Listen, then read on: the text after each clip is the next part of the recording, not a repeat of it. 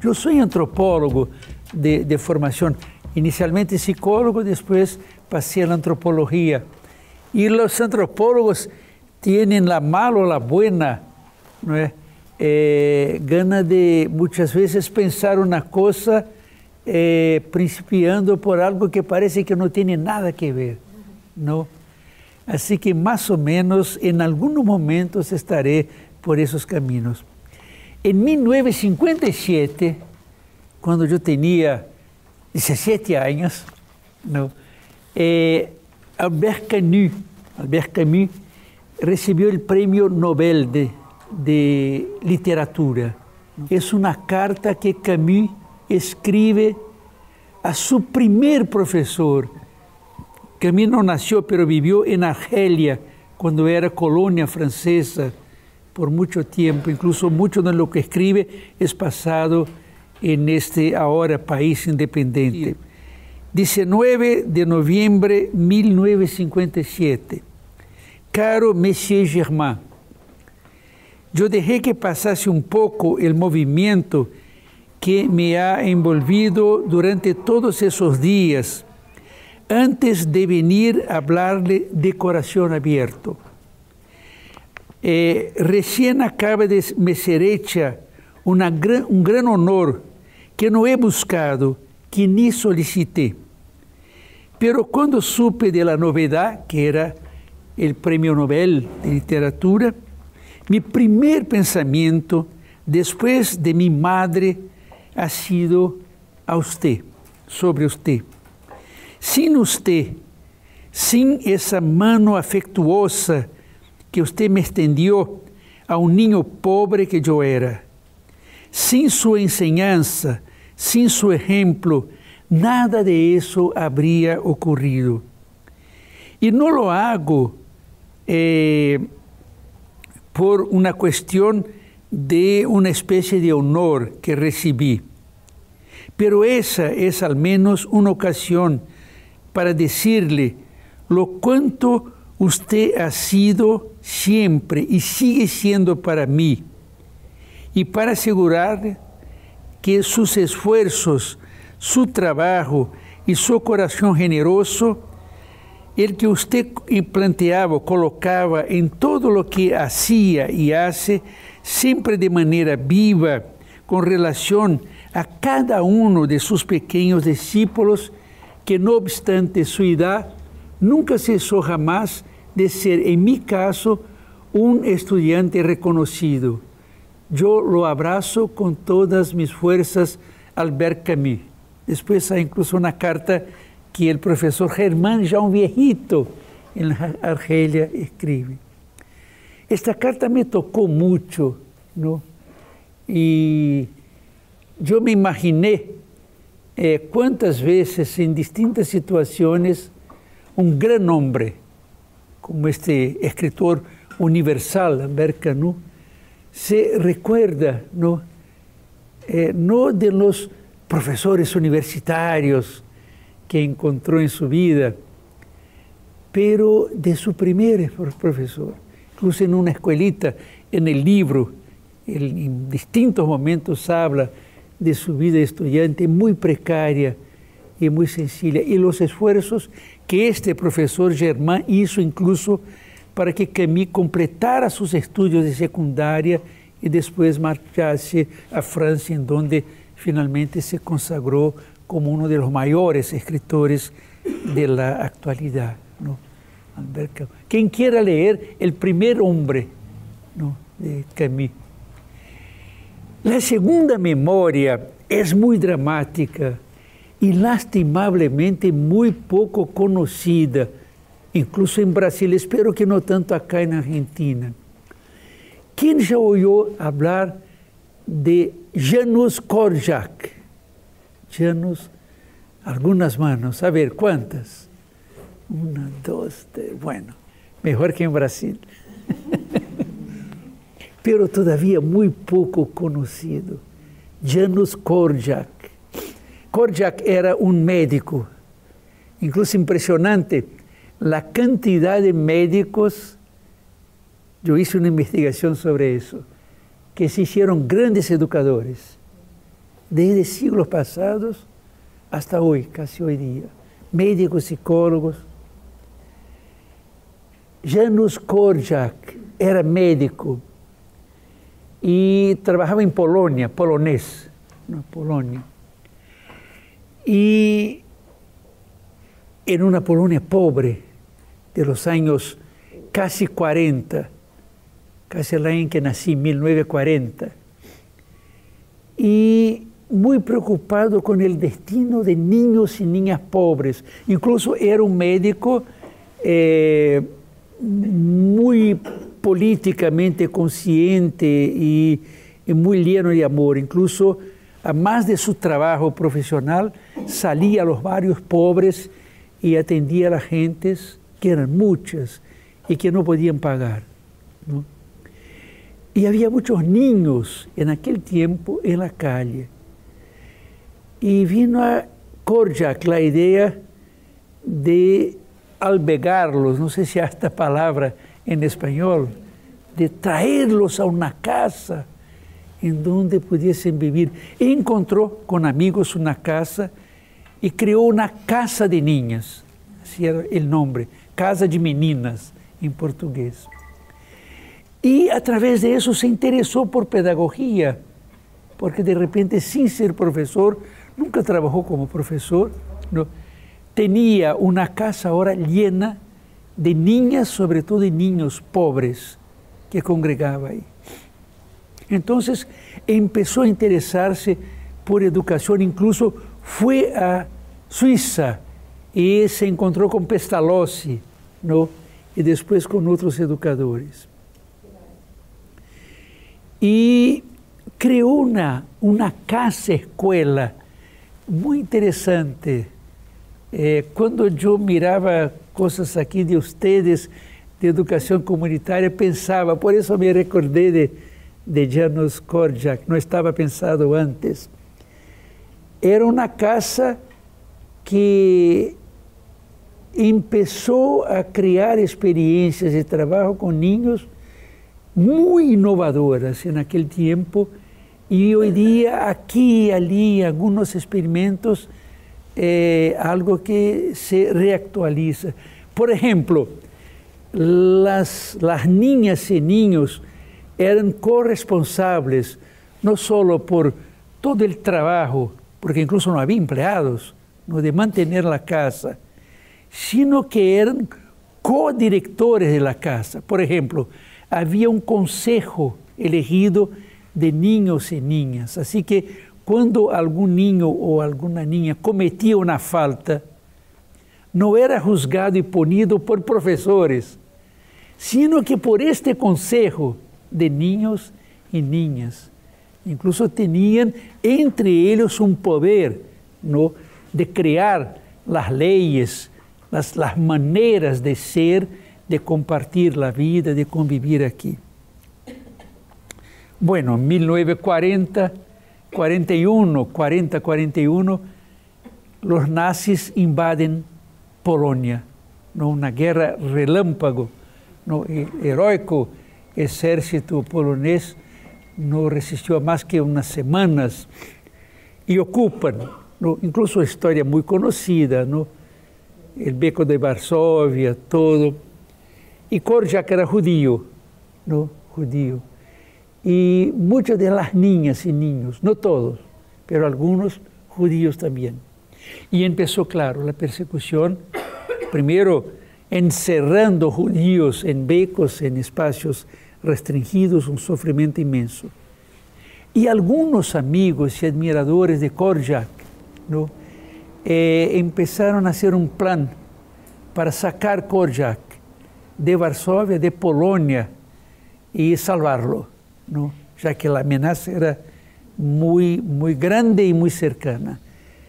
Y en poco tiempo la Gestapo llegó a la casa de Korczak y simplemente dijeron: vamos a llevar las niñas y niños a Auschwitz, al campo de concentración. Pero por instancia de los amigos, había una especie de acuerdo de no llevar a Korczak, dejarlo, ¿no? Y él dijo, no, si mis niñas y niñas van, yo voy también. Y se fue y marchó a Auschwitz y ahí se murió en una cámara de gas. ¿Qué educaciones estamos practicando en nuestras experiencias? Sin nombre, ¿no? Somos acá todas y todos educadores, aunque no seamos, como también no era Korjak, un profesor, ¿no? Un profesor, ¿no? Paulo Freire solía decir, muchas gentes son educadoras, educadores populares, aunque no sean profesores.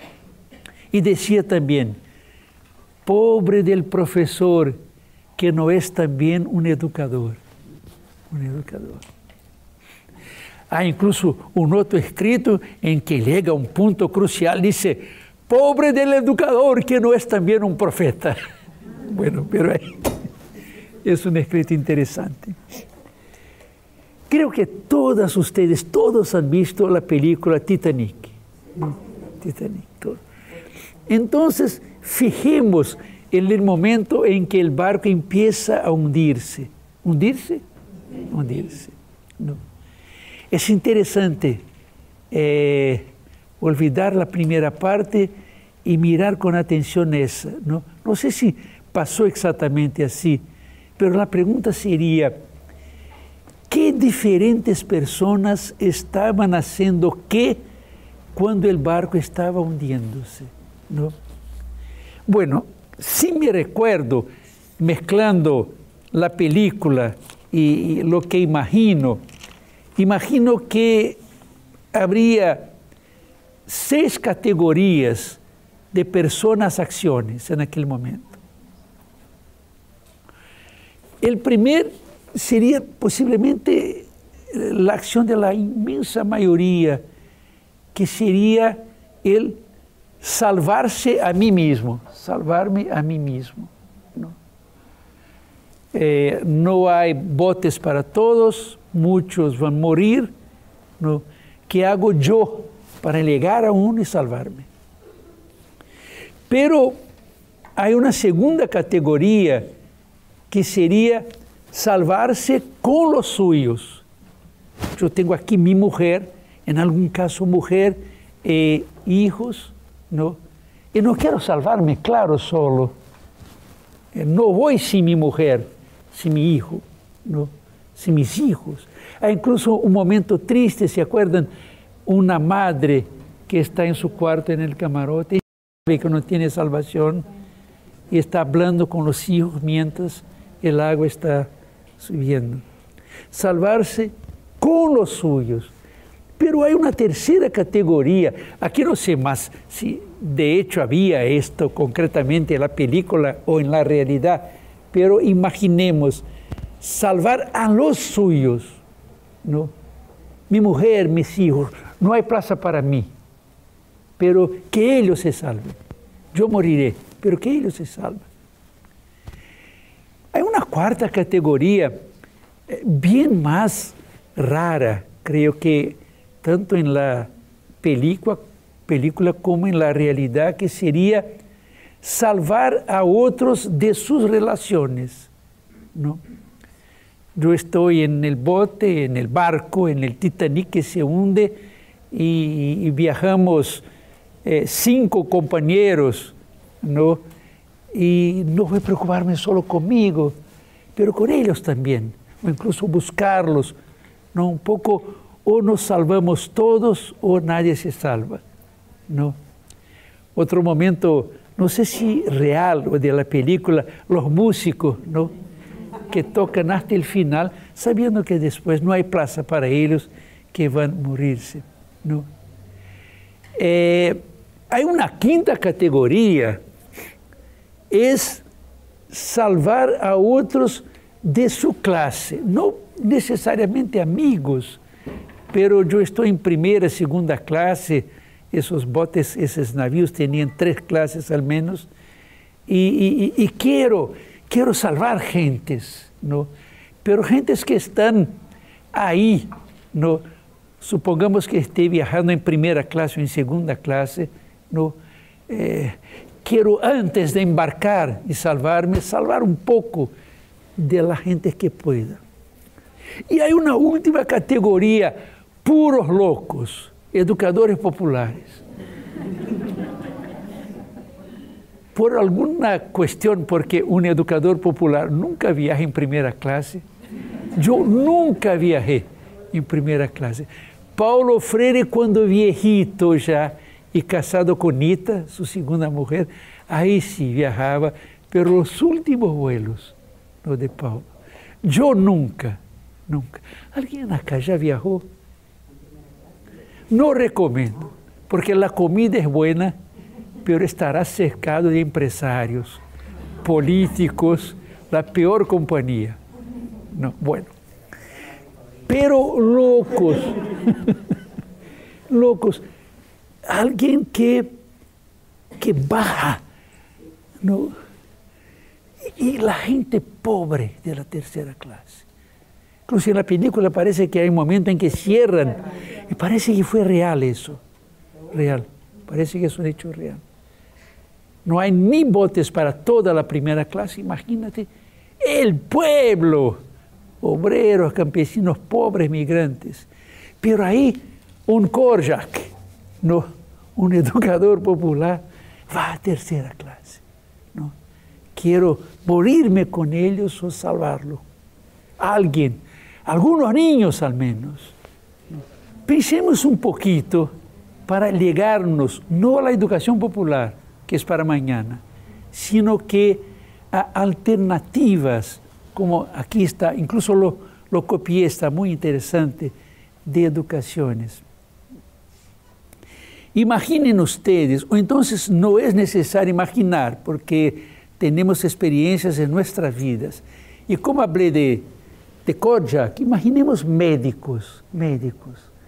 Y vamos a través de maneras de ser médico, junto con maneras de salvarse o salvar en el Titanic hundiéndose, pensar un poco qué estilos, qué vocaciones de educación están cercanas a nosotros, más afastadas. Imaginen ustedes, no es necesario imaginar, vivimos eso.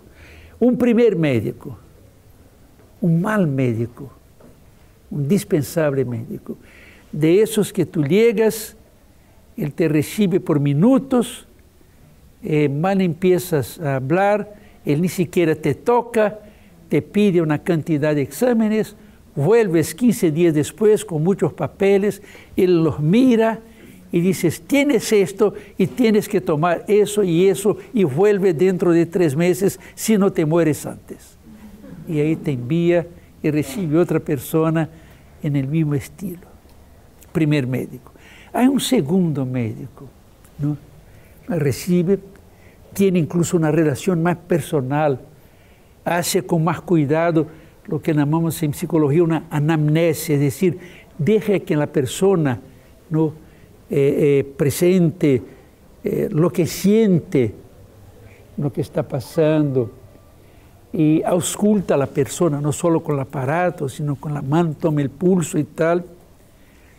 Y al final dice, mira, te pediré estos exámenes y vuelves con los... Y él no solo te receta medicina, sino que te da consejos de vida, ¿no? Complementarios, sobre caminar, hacer ejercicios, tener una dieta, no digo vegana, pero un poco más saludable y tal, ¿no? Un poco más de personalidad, ¿no? Imaginemos un tercer médico, ¿no? Y no estoy pensando médico de las clases ricas, estoy pensando un médico de una comunidad barrial, por acá, ¿no? Es un médico que, además de lo que hace el segundo, ¿no? Busca saber algo más que podría estar afectando tu salud. Por ejemplo, en qué casa vives, cómo es, qué comes, ¿no? Él personaliza, incluso sitúa un poco más. Me acuerdo que en São Paulo hay un médico chino, pero no cabe aquí en los ejemplos, que cobra muy caro. Pero es interesante porque él atiende 4 personas a cada día, no más que eso, en la mañana y en la tarde, 12 en la mañana, 12 en la tarde. Y queda 2 horas haciendo las más increíbles preguntas.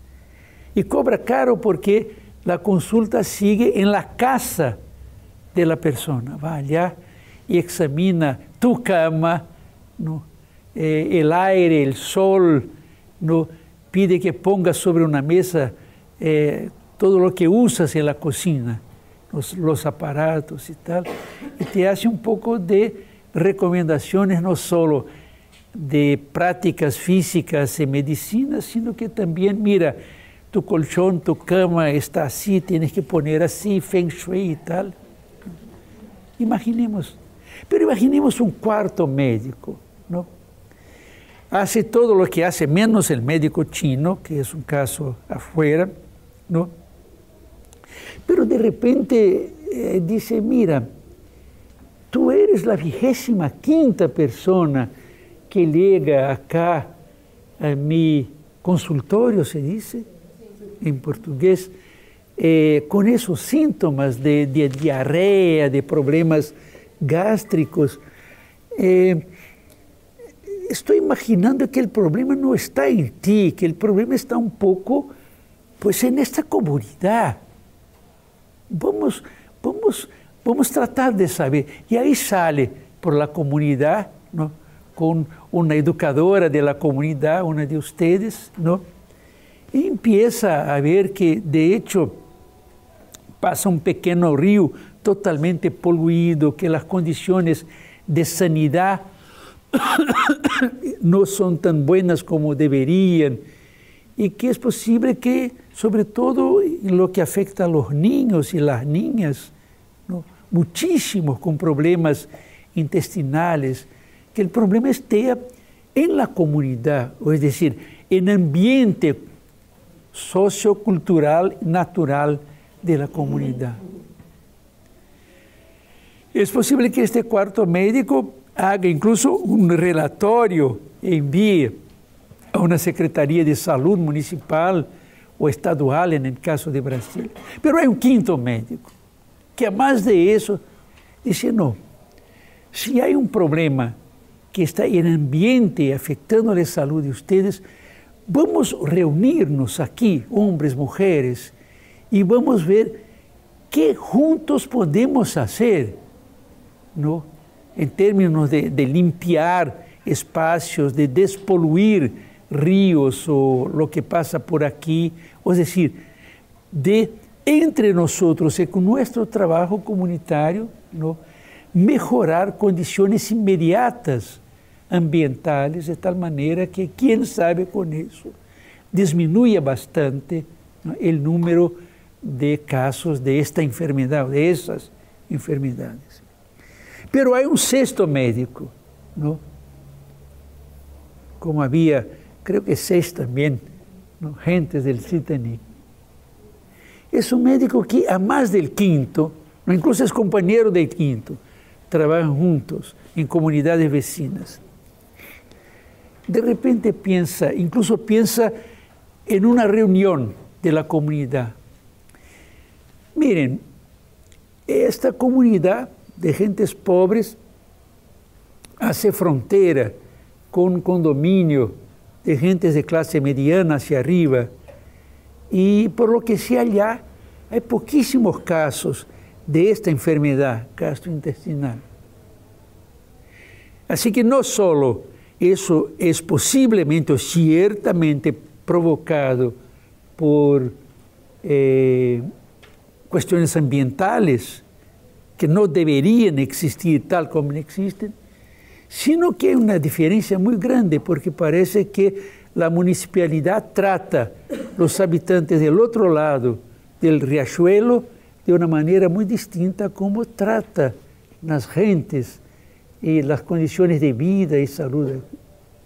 Así que, además de acciones comunales entre nosotros, ¿no? De trabajar para limpiar, para despoluir, vamos a hacer vamos organizar-nos e vamos, não sei se a casa do alcaide ou a alcaldia, se diz, prefeitura, ou intendente municipal, o prefeito em Brasil, ou então na Secretaria de Saúde, Sanidade, não sei como se chama aqui, e vamos pôr aí 500 mulheres com seus filhos, e nós salimos de aqui hasta quando não é solamente uma promessa, sino que ações concretas de despoluição de nosso barrio.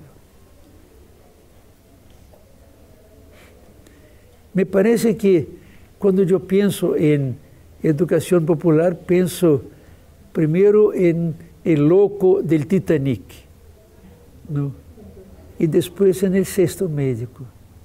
¿Les parece que hace sentido? ¿O es un exagero? Pienso en Janos Korczak también, ¿no? Bueno, en Paulo Freire. Entre las gentes del Titanic y entre los varios médicos,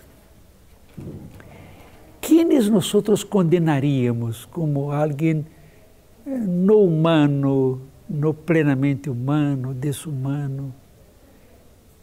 En el Titanic, posiblemente la primera categoría. Quiero salvarme a mí mismo. Bueno, y que pase lo que pase con los otros. Es posible que de la segunda categoría en adelante estemos progresivamente frente a gentes humanas, con sentido de humano, más restringido, menos hasta, ¿no? Casi. ¿Quién tendría coraje? Yo me imagino, yo que ya viajé tanto de buques, de avión, de todo. Una vez, mi madre, antropólogos son fanáticos por historias. Los pobres sociólogos, politicólogos, nada. Pero antropólogos. Así que mi madre nació casi en Uruguay, en una pequeñita ciudad. Hay una laguna muy grande, Lagoa dos Patos, y tiene Río Grande, que es una ciudad grandota, y aquí una vilita, una pequeña comunidad, São José do Norte, se llama, aunque esté casi en Uruguay, casi en el extremo sur de Brasil, a 200 kilómetros de Uruguay, de la frontera. Orina, y los 4 hijos, incluso mi madre, Solange, que se murió ahora en 2018 con 100 años, ¿no? Y marcharon a Río de Janeiro. Por eso yo nací carioca, ¿no? Carioca de Copacabana, ¿no? Y los estoy contando porque se murió mi bisabuela, que la conocí por 8 años. Y después, cómo eran las cosas en aquel tiempo. Mi abuela tuvo que venir de Río de Janeiro a São José do Norte para poner los huesos de mi bisabuela junto con los de mi bisabuelo alemán, incluso, Carlos Leopoldo Hartung, ¿no? Y les cuento porque ahí viajamos en un pequeño barco, un naviocito, 15 días de Río de Janeiro, porque parou en Santos, Santonina, Paranaguá, el litoral brasileño. Bueno, y después para volver menos, 12 días. Y fue una aventura, era un barquito pequeño para pobres, muy sencillo, ¿no? Y ahí está, para poner los dos. Y ahora cuando mi madre se murió, un poquito de las cenizas, yo llevé a São José do Norte. Estaba en un encuentro aquí cerca de Argentina, en Caxias do Sul, Passo Fundo, em Porto Alegre, por aí. E marchei a São José do Norte, que está a uns 300 quilômetros, para devolverla a la Lagoa dos Patos de Sua niñez. Bueno, histórias antropológicas.